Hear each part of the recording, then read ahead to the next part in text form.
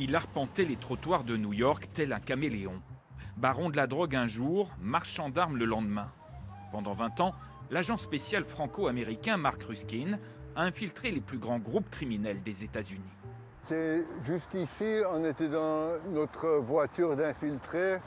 Dans cette rue de New York, ce policier du FBI a piégé l'un des plus importants trafiquants de fausses monnaies du pays. 6 mois d'infiltration pour saisir dans une voiture des milliers de billets frauduleux de 50 $ et faire tomber le réseau. Le rôle, c'était que j'étais un Cubain qui venait de Miami et qui a dû partir de Miami rapidement avec la police sur mes trousses et qui maintenant cherchait à s'établir à New York. Après 6 mois, ils ont commencé à m'accepter. Ce personnage cubain, le voilà. Lunettes de soleil, cheveux lissés en arrière, nom d'emprunt, Alex Pérez. Mark Ruskin utilise une douzaine d'identités différentes. Il n'a jamais été démasqué. Mais ce jour-là, dans ce restaurant du Queens, il a bien failli mourir. Infiltré dans la Cosa Nostra, il éveille la suspicion d'un mafieux. Je suis sorti des toilettes, je l'ai vu devant moi, à côté de moi, en train de m'attendre. Et quand on a monté l'escalier pour retourner à la salle, il était en train de mettre sa main sur mon dos, un peu comme ça, pour voir si j'avais un micro caché dans ma chemise.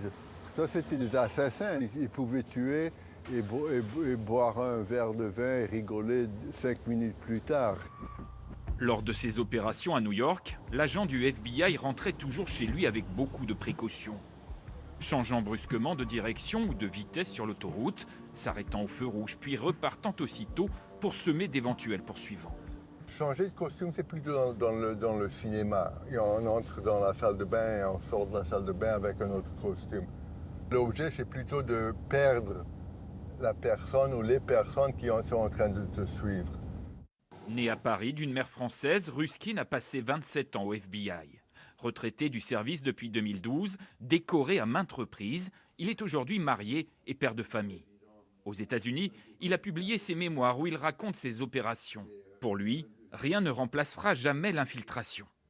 Quand on est devant un juge, on a un agent du FBI comme témoin, c'est le plus crédible témoin qu'on peut avoir. Quand on utilise cette technique, c'est ce qu'il y a de mieux. Si on a choisi quelqu'un qui peut faire ce genre de truc, parce que ce n'est pas n'importe quel agent qui peut faire ce genre d'enquête.